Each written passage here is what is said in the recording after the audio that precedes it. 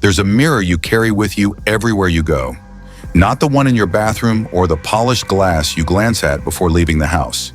This mirror is invisible, weightless, and yet it's the heaviest thing you'll ever hold. It reflects not your face, but your truth. And the most dangerous thing you can do in this life is to look into that mirror and pretend you see someone else. Niccolo Machiavelli understood this better than most.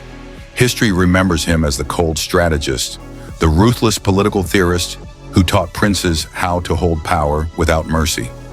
But beneath the surface of his infamous work, beneath the tactics and the calculated moves, there was something far more profound. Machiavelli knew that the greatest battles are not fought on battlefields or in throne rooms. They're fought in the quiet spaces of the human heart, where truth meets denial, where ambition wrestles with fear, and where we decide, moment by moment, whether to face ourselves or to run. The world is filled with people who lie. They lie to their bosses, to their friends, to their lovers. They lie on resumes, in interviews, in bedrooms at 3 in the morning, when the silence becomes too loud. But none of these lies, no matter how devastating, come close to the damage of the lie you tell yourself. Because when you lie to yourself, you don't just distort reality. You live in it. You build your life on it. You make decisions from it. And slowly, without even realizing it, you become a stranger to your own soul. Machiavelli lived in a world of masks. Renaissance Italy was a theater of deception, where survival often meant playing a role, where saying the wrong thing to the wrong person could end with a dagger in the dark. He saw rulers who convinced themselves they were beloved when they were despised. He watched men of power who believed their own propaganda, who mistook fear for loyalty, cruelty for strength, and he saw how these delusions didn't just weaken them, they destroyed them. But here's what makes this so chilling, so deeply relevant even now, 5 centuries later. Machiavelli wasn't just observing the powerful, he was observing human nature itself. And what he discovered was this: the moment you stop being honest with yourself, you stop being effective. You stop growing, you stop adapting, you become rigid, fragile, and blind.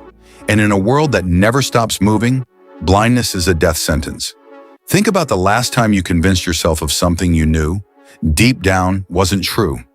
Maybe it was about a relationship that had been dead for months, but you kept watering the corpse, hoping it would bloom again. Maybe it was about a job you hated, a career path that felt like walking through wet concrete, but you told yourself it was just a phase, that things would get better, that you just needed to push through. Or maybe it was something smaller, quieter, a habit you swore you'd break, a promise you made to yourself that you broke again and again, each time with a new excuse, a new justification, a new story about why this time was different. We're all guilty of this, every single one of us. Because self-deception isn't a flaw, it's a feature. It's how we protect ourselves from painful truths.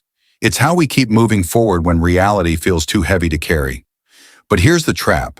What begins as protection becomes a prison. The lies we tell ourselves to feel safe eventually become the walls that keep us small. Machiavelli wrote about princes and power, about warfare and statecraft, but his wisdom cuts deeper than politics. In The Prince, he famously argued that it's better to be feared than loved if you cannot be both. But what he was really saying, beneath the surface, was this: you cannot afford to be delusional about how you're perceived. A ruler who believes he's loved when he's actually feared is living in a fantasy. And fantasies don't survive contact with reality. They shatter. And when they do, the person who built their life on them shatters too. The same is true for you. Not because you're ruling a kingdom, but because you're ruling your own life. And if you're basing your decisions on a false understanding of who you are, what you want, and what's actually happening around you, then you're not really making decisions at all. You're reacting to a fiction. You're navigating by a map that doesn't match the terrain. And sooner or later, you're going to walk off a cliff you didn't even see coming. Let me tell you a story. There was once a man who worked in a job he despised. Every morning he'd wake up with a knot in his stomach, that sick, heavy feeling that told him something was wrong. But he ignored it. He told himself it was normal, that everyone feels this way, that work isn't supposed to be fulfilling. He convinced himself that the paycheck was worth it, that stability mattered more than happiness, that he was being practical, mature, responsible. Years passed. The knot tightened. His sleep worsened, his temper shortened, his relationships strained. But still, he kept telling himself the same story. This is just how life is. This is what adults do. This is what it means to be responsible. And then one day, his body made the decision his mind refused to make. A heart attack at 43. Not fatal, but close enough to be a warning. And as he lay in that hospital bed, staring at the white ceiling, surrounded by the beeping of machines and the sterile smell of antiseptic, he finally let himself admit the truth he'd been running from for over a decade. He'd been lying to himself. Not about small things, about everything. About what he valued, about what he wanted, about who he'd become. The worst part? He could have changed course years earlier. The signs were all there. The misery, the exhaustion, the sense of being a stranger in his own life. But he'd buried those signs under layers of justification, rationalization, and fear. And by the time he finally faced the truth, he'd already paid a price that could never be fully recovered. This is what Machiavelli understood with brutal clarity. Reality doesn't care about your stories. It doesn't care about the lies you tell yourself to feel better. It will continue on, indifferent to your delusions, until eventually it forces you to face what you've been avoiding. And when that moment comes, it rarely arrives gently. But here's the other side of this truth, the part that makes it not just a warning, but a call to action. The moment you stop lying to yourself, you gain a kind of power that most people never experience. You become unshakable, not because you're invincible, but because you're no longer building your life on sand. You're standing on bedrock. You know where you are. You know what you want. You know what you're afraid of. And that knowledge, that unflinching self-awareness, gives you the ability to make real choices, not just reactions dressed up as decisions. Machiavelli didn't just tell princes to be ruthless. He told them to be ruthlessly honest, first and foremost, with themselves. Because a ruler who can't see his own weaknesses, who can't admit his own mistakes, who can't face his own failures, will inevitably surround himself with people who tell him what he wants to hear. And those people, those sycophants and flatterers, will lead him to ruin far more efficiently than any enemy ever could. The same applies to your life. When you lie to yourself, you don't just deceive your own mind. You create an environment where other lies can flourish. You start choosing friends who reinforce your delusions. You avoid conversations that might challenge your assumptions. You consume content, read articles, watch videos that confirm what you already believe, that make you feel comfortable in your self-deception. And slowly, imperceptibly, you build an echo chamber inside your own head. A place where the truth can't reach you. A place where growth becomes impossible. And here's what makes this so insidious. It doesn't feel like lying. It feels like survival. It feels like self-protection. It feels like you're being kind to yourself, cutting yourself some slack, not being too hard on yourself. But there's a difference between self-compassion and self-deception. Self-compassion says, I made a mistake, and that's okay. I'm human. I can learn from this. Self-deception says, I didn't really make a mistake. It wasn't my fault. The circumstances were against me. I did the best I could. One of these attitudes leads to growth. The other leads to stagnation. One makes you stronger. The other makes you fragile. One keeps you in touch with reality. The other pulls you further and further into a fantasy that will eventually collapse. Machiavelli lived through the collapse of Florence. He saw his city torn apart by foreign armies, by internal strife, by leaders who were more concerned with maintaining their image than facing the harsh truths of their situation. He watched as men who could have saved the city chose instead to cling to comfortable lies, to believe that divine providence would intervene, that their enemies weren't as strong as they seemed, that everything would work out if they just kept doing what they'd always done. And it didn't work out. Florence fell. And Machiavelli, watching from the sidelines, learned the most important lesson of his life. Reality is undefeated. You can ignore it, deny it, rationalize it away, but it will always win in the end. The only question is whether you'll face it on your own terms or wait for it to crash down on you when you're least prepared. So what does it mean practically to stop lying to yourself? It starts with a simple practice, one that's far harder than it sounds. Pay attention to the feeling in your gut. That sense of unease, that whisper of discomfort, that small voice that says something's not right. Don't dismiss it. Don't rationalize it away. Don't tell yourself a story about why it doesn't matter. Sit with it. Ask it questions. What are you trying to tell me? What am I avoiding? What truth am I running from? This is not comfortable work. It's not the kind of thing that fits neatly into a morning routine or a productivity hack. It requires real courage, the kind of courage that most people spend their entire lives avoiding. Because when you ask yourself these questions honestly, you might not like the answers. You might discover that the career you've spent 10 years building isn't the one you actually want. You might realize that the relationship you've been fighting to save has been over for longer than you're willing to admit. You might see that the person you've become isn't the person you wanted to be, that somewhere along the way, you made compromises that felt small at the time, but have added up to something you barely recognize. But here's the critical insight, the reason why this matters so much. These realizations, as painful as they are not the problem. They're the solution. Because once you see the truth, you can actually do something about it. You can change direction. You can make different choices. You can start rebuilding on a foundation that's real, solid, and yours. Machiavelli wasn't a pessimist. He's often painted that way, as a cynic who believed the worst about human nature. But that's not quite right. He was a realist. He believed that humans are capable of greatness, of virtue, of profound achievement, but only when they're willing to face reality without flinching. Only when they're willing to see themselves and their circumstances clearly, without the comforting fog of delusion. And this is where his wisdom becomes not just philosophical, but intensely practical. Because in every area of your life, your relationships, your work, your health, your growth, the quality of your decisions depends entirely on the accuracy of your understanding. If you're lying to yourself about how your partner really feels, you'll make bad decisions about the relationship. If you're lying to yourself about your strengths and weaknesses, you'll choose the wrong career path. If you're lying to yourself about your habits, you'll never build the life you say you want. The truth is brutal, yes, but it's also liberating.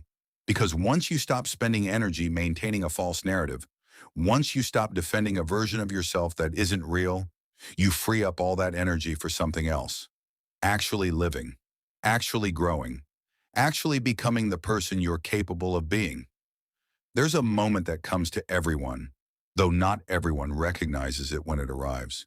It's the moment when you're standing at a crossroads, facing a decision, and you feel that pull, that temptation to tell yourself a comfortable lie. Maybe it's to stay in a situation that's slowly killing you because leaving feels too scary. Maybe it's to ignore a problem that's growing because dealing with it feels too hard. Maybe it's to convince yourself you're happy when you're not, fulfilled when you're empty, on the right path when you're lost. In that moment, you have a choice. You can look away, tell yourself the story, take the comfortable lie and wrap it around yourself like a blanket. Or you can do the harder thing. You can look directly at the truth, feel the full weight of it, and say, okay, this is where I actually am. This is what's actually happening. Now, what am I going to do about it? Machiavelli would tell you to choose the latter, not because it's noble or virtuous in some abstract sense, but because it's the only choice that actually works. It's the only choice that gives you power over your own life. It's the only choice that allows you to navigate reality rather than collide with it. And here's something most people don't realize. The more you practice telling yourself the truth, the easier it becomes. Not because the truth becomes less painful, but because you become stronger. You develop a kind of immunity to your own bullshit. You start to recognize the patterns, the telltale signs of a lie forming in your mind. The way you suddenly get defensive when someone asks a simple question. The way you feel compelled to explain or justify something that shouldn't need explanation. The way you avoid certain topics, certain conversations, certain thoughts. These are all signals. Red flags. Your psyche's way of telling you that you're approaching territory where you're not being honest. And once you learn to recognize these signals, you can use them. You can treat them as invitations to dig deeper, to ask harder questions, to peel back another layer of self-deception and see what's underneath. This process never ends. It's not something you do once and then you're done. Forever enlightened, forever clear, it's a practice, a discipline, something you have to return to again and again. Because the human mind is extraordinarily creative when it comes to self-deception. It can take a truth you've already acknowledged and slowly, subtly, wrap it in new justifications, new rationalizations, new stories that make it easier to ignore. But each time you do this work, each time you choose truth over comfort, you get a little bit stronger, a little bit clearer, a little bit more capable of living deliberately, intentionally, authentically. And that accumulation over time transforms not just how you see yourself, but how you move through the world. Machiavelli wrote for princes, but his wisdom belongs to anyone who wants to rule their own life with clarity and strength. Because at the end of the day, that's what this is really about. Sovereignty, not over others, but over yourself. The ability to make choices that align with reality, with your true values, with who you actually are rather than who you wish you were or who you're afraid you might be. And this sovereignty, this self-mastery, starts with one simple, brutally difficult commitment. Never lie to yourself. Not about the big things or the small things, not when it's convenient or comforting, not when everyone around you is lying to themselves and it would be so much easier to just go along, to blend in, to pretend everything's fine. Because the moment you commit to this, the moment you decide that truth, your truth, the real truth about who you are and what's happening in your life is more important than comfort. You step into a different category of human being. You become someone who can be trusted first and foremost by yourself. You become someone who can navigate complexity without getting lost.